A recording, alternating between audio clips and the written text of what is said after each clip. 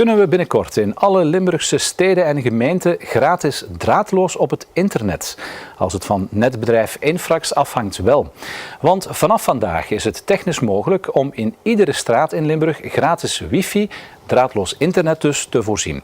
Iedere stad of gemeente kan natuurlijk zelf beslissen welk deel van hun grondgebied ze van draadloos internet willen voorzien. Gratis draadloos op het internet surfen in het stadscentrum. Dat is momenteel onmogelijk in Vlaanderen en dus ook in Limburg.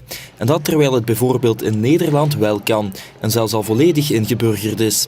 Bij netbedrijf Infrax willen ze daar nu verandering in brengen. Vlaanderen heeft wat dat betreft eigenlijk nog wat achterstand in te halen, dat is waar. Het aanbod komt er nu omdat we er technisch klaar voor zijn en omdat ook wifi meer en meer gevraagd wordt in onze leefwereld. De situatie is vrij simpel. Alle Limburgse steden en gemeenten behalve Voeren zijn lid van Infrax. Ze zijn allemaal verbonden met een glasvezelkabel die Infrax van draadloos internet kan voorzien.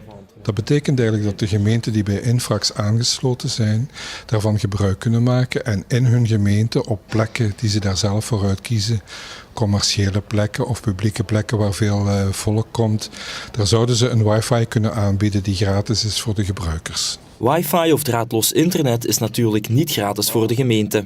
De kosten die zullen we verdelen over de deelnemers en hoe meer deelnemers er zijn, hoe meer de algemene kosten kunnen verdeeld worden. Dus we hopen dat we snel een aantal gemeenten kunnen overtuigen om in dit project te stappen. En als we er een 10-tal vinden, dan kunnen we zeker van start gaan. Tongeren en Genk lieten al weten zeker te zullen instappen. Bij Infrax zijn ze ervan overtuigd dat er nog heel wat Limburgse steden en gemeenten zullen volgen.